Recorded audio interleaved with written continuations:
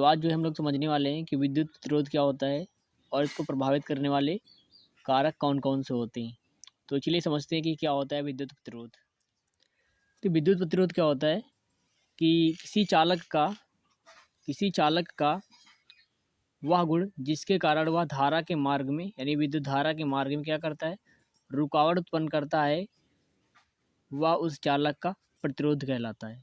किसी चालक का वह गुण जिसके कारण वह विद्युत धारा के मार्ग में रुकावट उत्पन्न करता है, वह उस चालक का प्रतिरोध कहलाता है। इसको कैपिटल आर से जो है प्रदर्शित करते हैं, प्रतिरोध को कैपिटल आर से प्रदर्शित करते हैं और इसका मात्रक जो है ओम होता है और ये जो वोल्ट प्रति एम्पियर भी इसका एक मात्रक होता है। ये फार्मूले से निकलता है V बराबर आई आर वाले फार्मूले से। ये V बराबर आई आर आपको ओम के नियम में जो है मिला होगा। तो चलिए अब हम लोग जान लेते हैं कि प्रतिरोध को प्रभावित करने वाले कारक जो है कौन कौन से हैं। प्रतिरोध को प्रभावित करने वाले कारक, तो किसी चालक का जो है प्रतिरोध उस चालक की लंबाई के समानुपाती होता है। किसी चालक का प्रतिरोध उस चालक की लंबाई के समानुपाती होता है, यानी कि R प्रोपोर्शनल L। इसका मतलब ये है कि अगर L का मान बढ़ेगा यानी किसी चालक की लंबाई बढ़ती है तो उस चालक का प्रतिरोध भी क्या होगा, बढ़ेगा। अगर दोनों आमने सामने होंगे, दोनों में से किसी एक का मान बढ़ता है तो दूसरी का भी जो है मान बढ़ता है।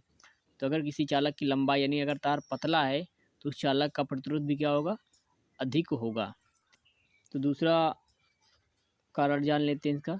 किसी चालक तार का जो प्रतिरोध होता है चालक तार के अनुप्रस्थ काट के क्षेत्रफल के व्युत्क्रमानुपाती होता है, यानी R प्रोपोर्शनल 1/A। यहाँ पर क्या है कि A अनुप्रस्थ काट का क्षेत्रफल है और अगर अनुप्रस्थ काट का क्षेत्रफल यानी कि तार अगर मोटा होगा तो उसका प्रतिरोध क्या होगा, कम होगा। तार जितना ज़्यादा मोटा होगा उसका प्रतिरोध उतना ही कम होगा। अगर इस तरह कोई चीज़ लिखी रहती है तो इनमें क्या होता है, अगर एक का मान बढ़ता है तो दूसरे का मान क्या होता है, घटता है। ऊपर नीचे हैं, अगर एक का मान बढ़ेगा तो दूसरे के घटेगा ही। तो यहाँ पर एरिया यानी कि क्षेत्रफल, तो अगर तार मोटा होगा तो ये प्रतिरोध क्या होगा, कम होगा।